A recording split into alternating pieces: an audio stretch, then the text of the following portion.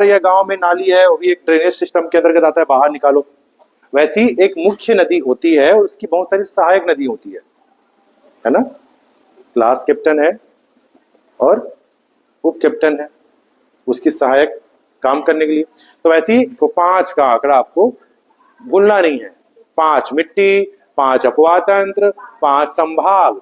तो अब दूसरा गोदावरी अपवाह तंत्र में सिर्फ एक संभाग है, बस्तर।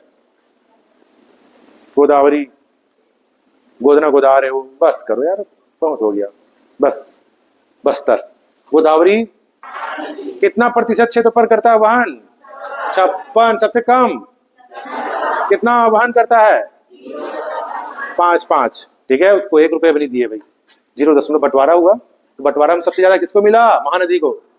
फिर सेकंड पोजीशन किसको मिला? भाई 5 भाई हैं, बहन भी है, बोले कि भाई महानदी को चलो दे दो 56, गोदावरी को 28, गंगा चल भाई 13।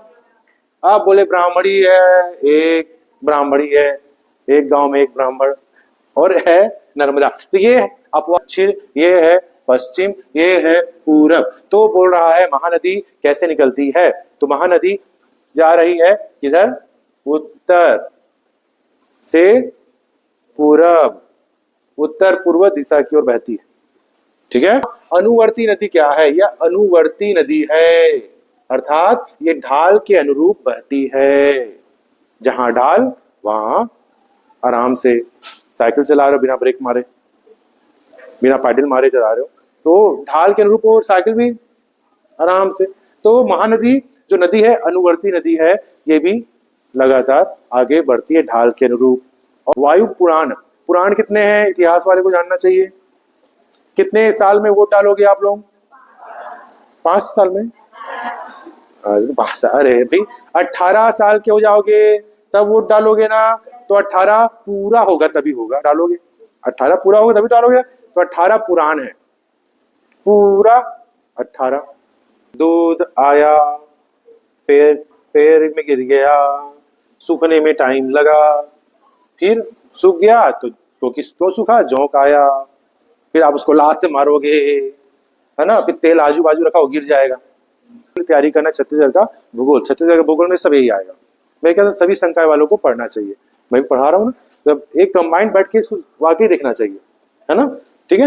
जाकर डंबल उठा रहा था, फिर कर रहा था, यार राजिम गरियाबंद जिले में है, तो मैं जिम गार्डन में नहीं कर रहा था, बंद कमरे में जिम होता है, बंद कमरा में, बंद जिम बंद। तो राजिम किस जिले में है? गरियाबंद में। ठीक है। तो ये तो आम से अंदर डालता पानी के अंदर, वो छटपटाता फिर बाहर निकलता है ना।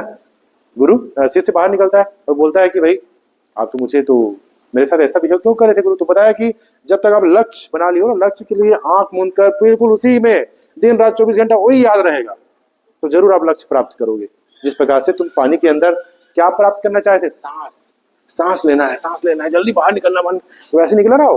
तो उस प्रकार से आप समुद्र में सिर को डाल दो।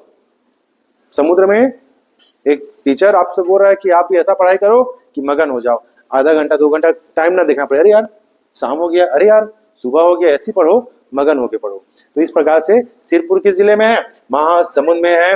पलारी, बलौदा, सूर्यनारायण किन 3 नदियों के संगम में बना है? 3 नदियों का संगम है। शिव भगवान है, शिव भगवान है तो क्या आएगा? शिव मतलब शिवनाथ, सांप ना होके जोंक है, समझ लो भगवान के पास, तो जोंक नदी।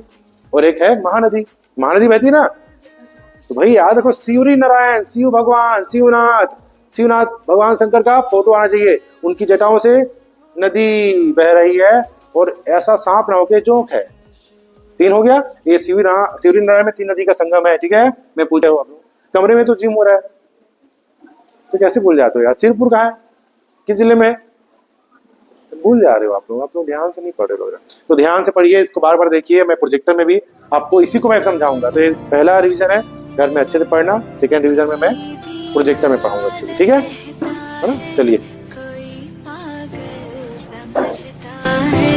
मगर धरती की बेचैनी को बस बादल समझता है।